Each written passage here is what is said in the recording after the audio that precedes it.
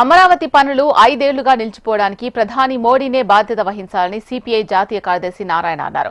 కొత్త రాజధాని నిర్మాణానికి కేంద్రం నిధులివ్వకుండా అప్పు ఇప్పించడం ఎంతవరకు సమంజసమని ప్రశ్నించారు. తాజాగా అమరావతి పునర్నిర్మాణ సభలో మోడీ ప్రసంగంలో ప్రత్యేక హోదా మాట ప్రస్తావనే తీసుకురాలేదు అన్నారు. విశాఖ స్టీల్ ప్లాంట్ ప్రైవేటు పరం చేసేది లేదని ఎందుకు చెప్పలేదు అన్నారు. మరోవైపు కేంద్రం కులకరణ చేయడాన్ని సిపిఐ స్వాగతిస్తుందని చెప్పారు. 2029 నాటికి బీసీ రిజర్వేషన్ అమలు చేయాలని నారాయణ డిమాండ్ చేశారు.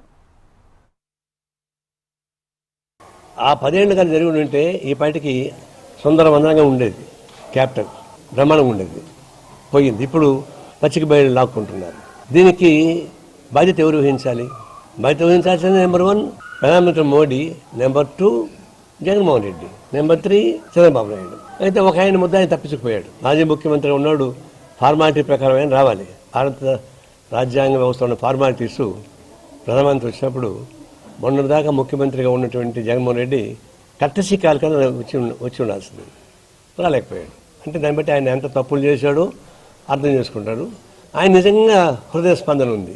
జగన్మోహన్ రెడ్డి దుర్మార్గం పని చేసిన హృదయ స్పందన ఉంది.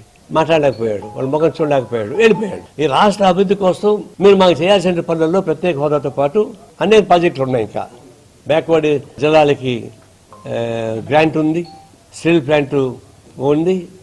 మరి స్టీల్ ప్లాంట్, విశాఖ స్టీల్ ప్లాంట్ని అమ్మేయడానికి ఒక తీర్మానం చేశారు కేంద్ర కమిటీ. ఆ తీర్మానం ఇంకా రద్దు కాలే. ఈ విశాఖ స్టీల్ ప్లాంట్ మేము పబ్లిక్ సెక్టర్ పెడతారు ఒక మాట చెప్పలేకపోయాడు, చెప్పించుకోలేకపోయారు. ఇప్పుడు దాని మీద కత్తిలాడుతూనే ఉంది. ఉద్యమం చల్లారితే దాన్ని మెడకా కోసేద్దామని చెప్పారు. దాని హామీ లేకుండా పోయింది. మరి పబ్లిక్ సెక్టర్ సంబంధించి గూచ లేకుండా పోయింది. రాష్ట్రం ఎట్లా అభివృద్ధి అవుతుంది? నిరుద్యోగ సమస్య ఎట్లా పరిష్కారం అవుతుంది? ఇది మంత్రవేస్త వస్తుంది ఇవన్నీ. కాబట్టి ఇవన్నీ చెప్పలే.